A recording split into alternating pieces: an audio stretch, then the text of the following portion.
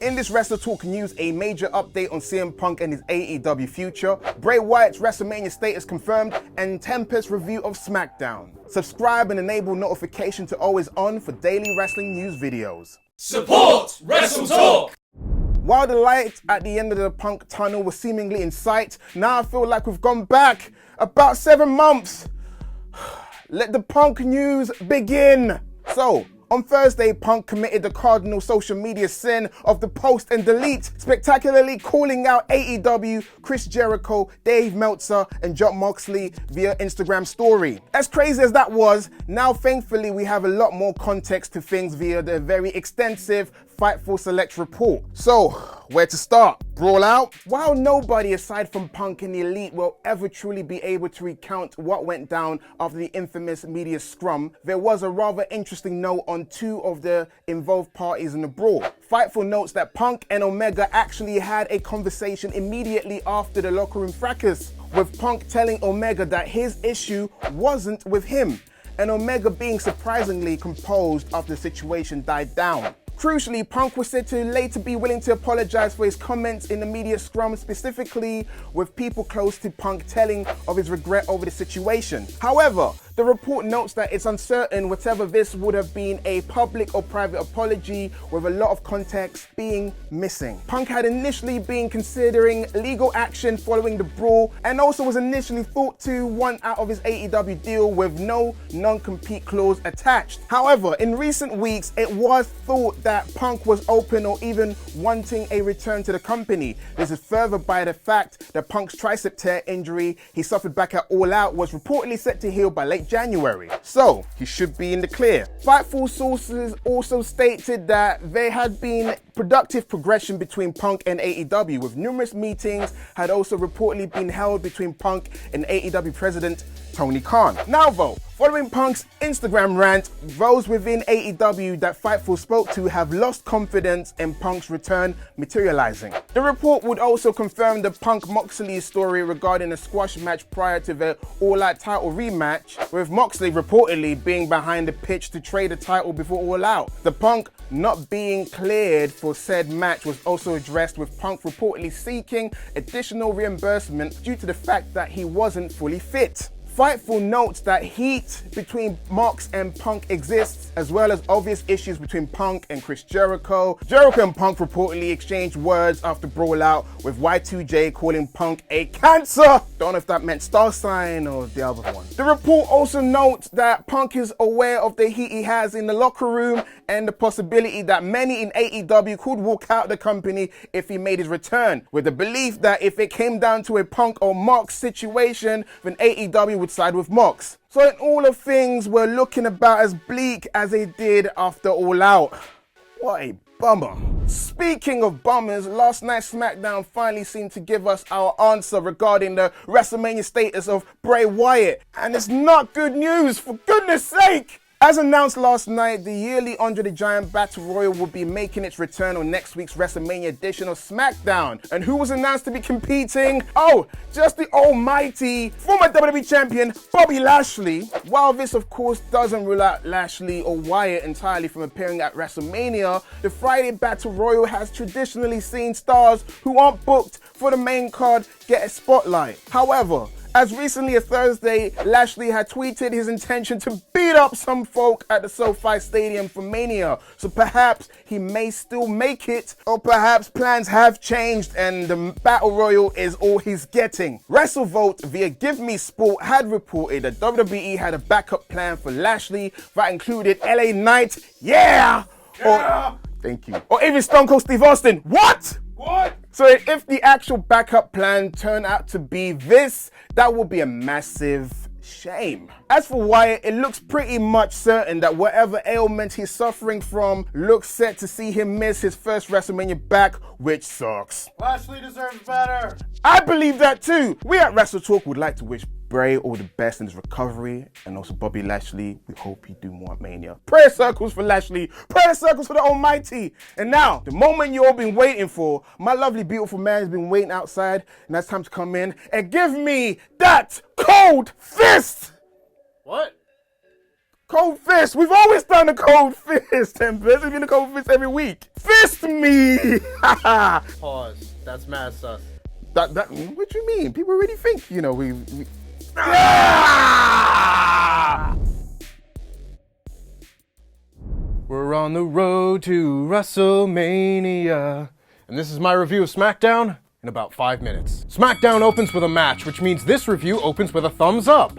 Cody Rhodes took on Ludwig Kaiser in a match given plenty of time. Kaiser focused on Cody's knee, countering the Cody Cutter mid-move with a chop block. Both times they threw to commercial was Cody getting distracted by Paul Heyman and then Solo Sikoa, which I just thought was funny. Giovanni Vinci threw a shirt in the ring to distract the referee, so he and Kaiser could hit the high-low for a near fall before Cody could make a comeback with the Cody Cutter and the Crossroads for the win. After the match, we got Paul Heyman letting Cody know that on Raw he will face Solo Sikoa, and then next week on SmackDown, Roman Reigns will go face-to-face with Cody one last time before WrestleMania. Cody let Solo know that he isn't ready and told Heyman that Roman is going to learn that he isn't ready either. The people hang on Cody's every word. The man is a main eventer in every sense. There's a lot they could do with all this. Solo could take his first loss on Monday to Cody as a way to give Cody loads of momentum ahead of his Mania main event, and really, a WrestleMania main eventer is the kind of caliber of guy who should be beating Solo. But conversely, if that match has a schmoz finish, I think Solo can make for a great first challenger for Cody should he win the title next weekend. Just exciting times, 4 out of 5. We then got a Charlotte Flair promo, and boy, this one was tough. Charlotte started talking about how wrestling was built on respect and not fear, and she doesn't fear Rhea Ripley, she only fears her own potential. Now, what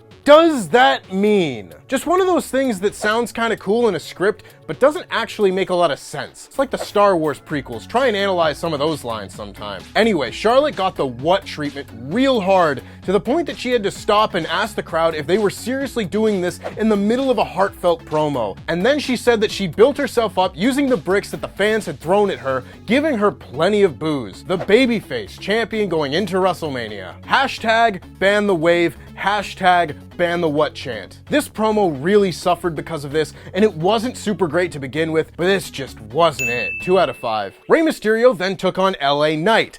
Yeah! Knight worked as a really good base for Rey Mysterio to fly around with, and sure enough, Dominic came out early on to distract his father. There were some real cool moves here, particularly from Knight, who hit one slam that I wouldn't even know how to describe. Rey set up for the 619, but as he went to hit the ropes, Dominic tripped him up. What was the referee even looking at? We got an NHL ref working this match. Knight took advantage of the distraction and rolled Rey up for the win, so at least Knight got a much needed boost here, even though he remains way more over than his push, with the crowd seemingly knowing exactly how to chant along with all of his taunts. A good sign for him, no doubt. Now, what happened after the match? Sat, why don't you take the reins here, seeing you pretty much booked it? Oh, I can't believe this. So Dom once again tried to goad his dad into fighting him with no luck, but this was the week that Angie and Aaliyah were at ringside. Dom turned his attention to his mum, saying that she knew Ray was such a deadbeat and stayed by her, and that makes her a deadbeat mum. Aaliyah tells Dom to stop, and Angie grabs the mic from him. Dom grabs it back and tells her to shut up, prompting Ray to walk back to ringside and drop Dom with a punch and accept his challenge for WrestleMania to big ovation. Hurrah, hurrah, hurrah, yay! Yeah! Thank you to the always clairvoyant Sat E. Niangi. This gets a 4 out of 5. Xia Li and Lacey Evans took on Natalya and Shotzi to see who would go on to the WrestleMania Showcase match, and boy, it sure would be nice if either of these pairings had ever won a tag match together. At least it played into the finish with Lacey Evans accidentally knocking out Xia Li before being taken out by Shotzi, allowing Shotzi and Natty to hit the heart attack and lock in the sharpshooter for the win.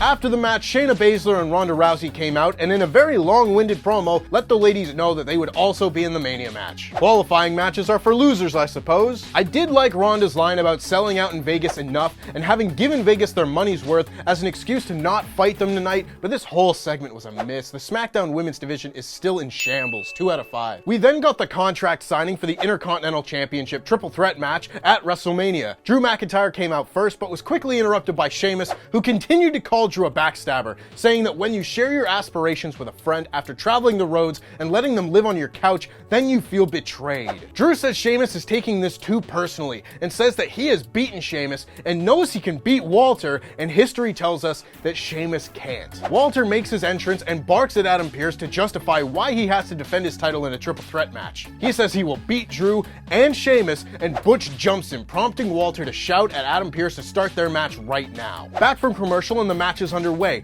The internal battle I'm experiencing is one voice saying I want Walter to be the new longest reigning Intercontinental Champion of all time, while the other voice is saying that Pete Dunne should win the title at Money in the Bank here in London. Either way, that match needs to happen. The chemistry between these two has not diminished whatsoever, and they had a perfect TV match. Dunne got a good amount of offense in on Walter, but eventually he accidentally took out Drew at ringside, prompting a brawl to break out between Drew and the Brawling Brutes, serving as enough of a distraction for Walter to hit a huge clothesline and the Last Symphony for the win. After the match, Sheamus got face to face with Walter, and Drew hit Walter with a Claymore. Drew and Sheamus stared each other down to close the segment, and this was excellent. If I had the pen, I would be booking Walter in matches like this every single week. This was sensational. 5 out of 5 segment. The Street Profits are backstage making fun of Braun and Ricochet for being bald. I'm sure half the WrestleTalk office is taking this very well. Ricochet arrive and tell the Profits that they want the smoke. Then our main event segment was the KO show with Sami Zayn. Really, the point of this segment was to unveil the best-selling shirt of WrestleMania weekend. Owens told Sami that he needed a new shirt